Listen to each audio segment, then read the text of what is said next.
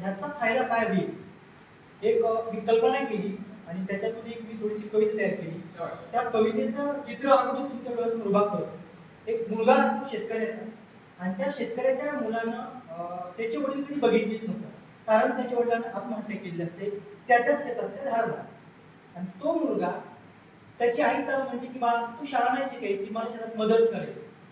तो मुलगा ठरवतोय की नाही मी आता शाळेत जाणार, तुला शाळेत बसूनच मी मदत करणार. पण कसं मदत करणार? मग तो विचार करतो आई ज्यावेळेस माझे बाबा झाडाला लटकले होते तेव्हा खालून कुणी धरलं नाही का त्यांना?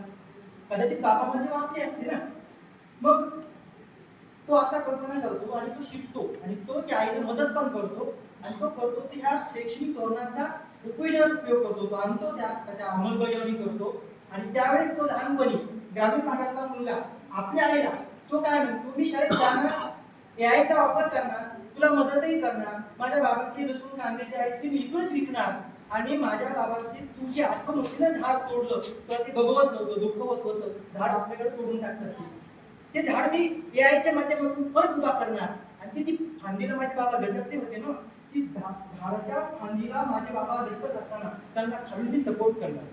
त्या कवितेच्या माध्यमातून थोडासा छोटा मोठा प्रयत्न करतो.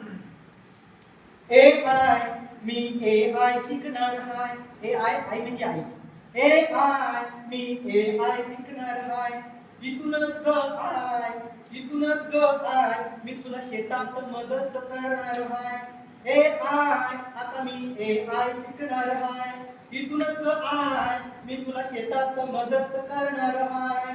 बाबा मी शाळेत बसून, बाबा मी शाळेत बसून तुमचा विकणार हाय मी कांदा आणि लसूण.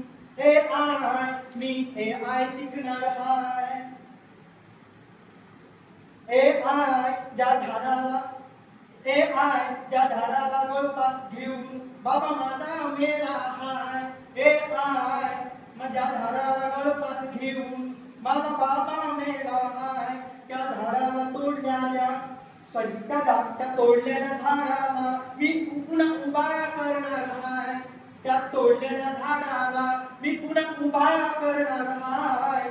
पुन्हा उभा करणार हाय. माझा बाबा लटकताना मी पुन्हा माझा बाबा लटकताना त्याला वाचवणार हाय. एआय मी एआय शिकणार हाय. धन्यवाद.